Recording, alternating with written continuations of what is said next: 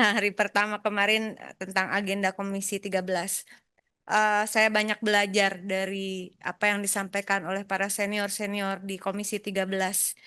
Sebelum hal lain, tentu karena ini agendanya adalah tentang anggaran, kami dari fraksi PDI Perjuangan menyetujui agar bintang yang nyangkut di anggaran Komnas HAM dan Komnas Perempuan untuk segera dicabut agar bisa bekerja lebih optimal. Yang kedua adalah kami juga sepakat dengan Ibu Dewi Asmara. Terima kasih, sangat luar biasa memperjuangkan agar Satker dan anggaran Komnas HAM dan Komnas Perempuan dipisahkan supaya masing-masing memiliki kekuatan yang lebih baik begitu ke dalam maupun keluar.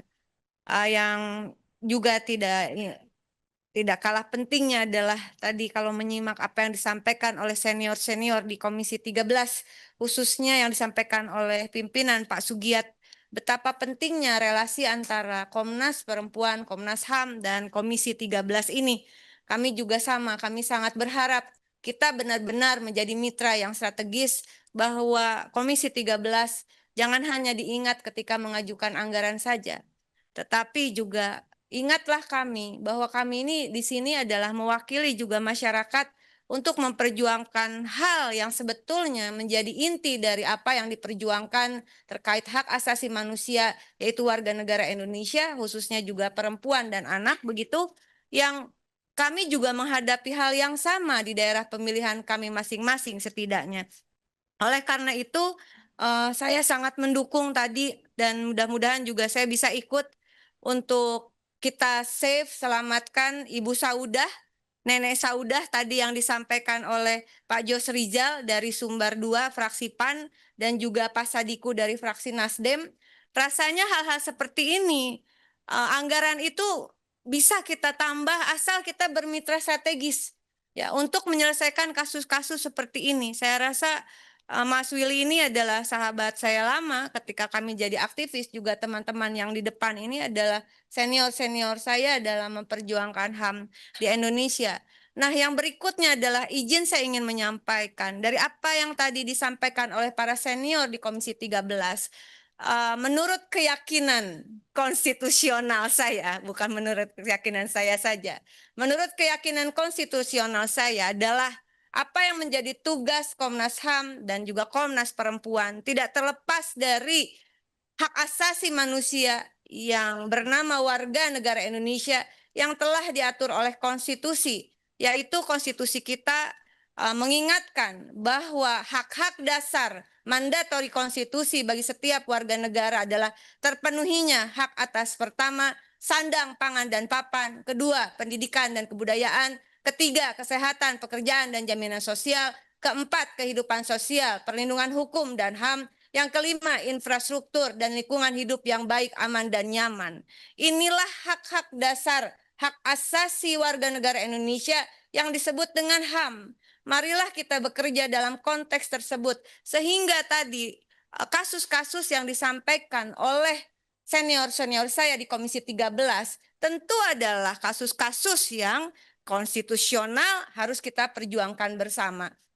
Nah, terakhir, saya ingin menyampaikan satu kasus yang penting juga adalah terkait ini sedang rame kasusnya di media sosial. Media sosial saat ini adalah media juga untuk menyampaikan isu-isu penting, tadi dikatakan no viral no justice, atau saya menyebutnya viral for justice begitu. Dan di Komisi 13 ini kemarin saya sudah minta izin ketika rapat bersifat terbuka, maka saya diperkenankan juga untuk live. Dan mudah-mudahan live ini juga memberi support kepada Komisi 13 yang saya yakin dari tadi teman-teman luar biasa memperjuangkan banyak isu tentang HAM. Kasus yang sedang ramai di media sosial adalah child grooming.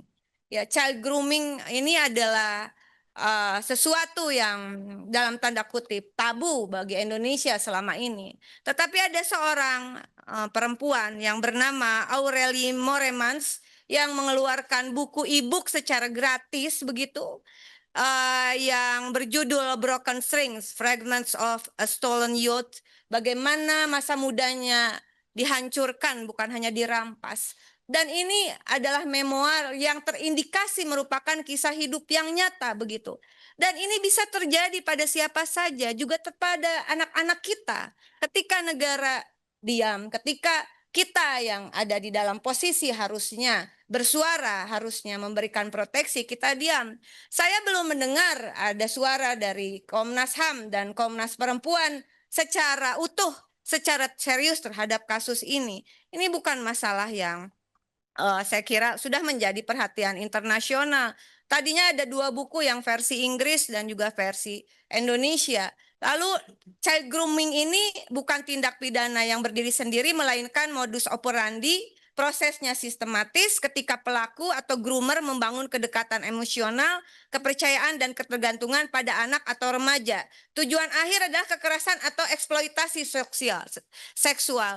Maaf pimpinan, saya agak emosional ya, karena ini bisa terjadi loh pada anak-anak kita begitu, atau pada masa depan ketika kita diam. Jadi sebetulnya kasusnya banyak di Indonesia. Untung ada anak ini yang berani ngomong loh. Lalu sekarang pelakunya, indikasi, saya tidak menuduh, indikasi pelakunya ini sekarang sedang melakukan pembelaan diri begitu, dan ini rame setiap hari. Mas Willy, kalau bisa dilihat, saya kira itu terus-terusan indikasi pelaku melakukan pembelaan diri, seolah-olah normalisasi terhadap bagaimana kekerasan terhadap anak, ada pembujukan di situ, pernikahan, indikasi ada kekerasan seksual dan sebagainya yang cukup sadis saya kira. Dan dalam momen berharga ini, di hari pertama saya bertugas di Komisi 13 dengan support dari pimpinan tadi, pimpinan juga mohon dukungannya terhadap kasus ini. Apakah mungkin kita memperjuangkannya bersama? Ada yang mencoba membela, langsung diintimidasi, Ibu. Kasus ini langsung, namanya sahabat saya juga, Mbak Hesti, artis juga ya, langsung diintimidasi begitu. Dan tidak ada satupun negara yang kemudian saat ini saya kira untuk bersuara. Oleh karena itu berpijak karena negara hukum, ada undang-undang perlindungan anak, ada undang-undang penghapusan kekerasan seksual. Ini ketuanya adalah Mas Willy. Waktu itu saya inisiator, tapi bisa gol itu karena ketuanya adalah Mas Willy saat itu di Balik. Terima kasih Mas Willy. Dan kemudian juga ada undang-undang ITE di sana, kemudian ada undang-undang di KUHP, bahkan di KUHP baru begitu juga diatur persoalan ini, bahwa bisa ada hukuman berlapis. Nah, saya tidak tahu bagaimana caranya. Mungkin nanti kita buka ruang diskusi dengan Komnas HAM, Komnas Perempuan secara khusus tentang child grooming, dan libatkanlah kami begitu. Sehingga kami juga bisa melakukan edukasi kepada publik. Sekali lagi saya mohon dukungannya agar kita mengangkat isu child grooming ini yang berani dibuka oleh Aurelie Moremans, dan kita tinggal melanjutkan perjuangannya. Jangan dibiarkan kemudian yang terindikasi pelaku itu berkoar-koar. Saya kira kalau perlu Komnas Perempuan panggil dong, atau kalau boleh dipanggil ke sini ya, karena menurut saya dia campaign soal child grooming. Kalau seperti ini caranya, normalisasi terhadap kekerasan seksual atas nama pernikahan berbasis keyakinan agama dan seterusnya.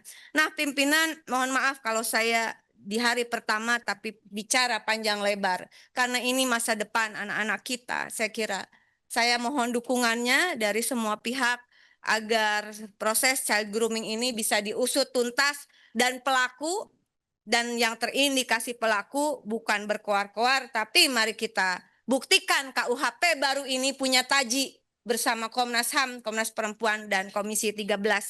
Beri sanksi yang setimpal sesuai dengan undang-undang yang berlaku. Terima kasih atas waktunya. Wallahul muwaffiq ila aqwamit thoriq. Wassalamualaikum warahmatullahi wabarakatuh. Terima kasih Bu Rike. Kelihatannya sisa-sisa PKB-nya masih kental.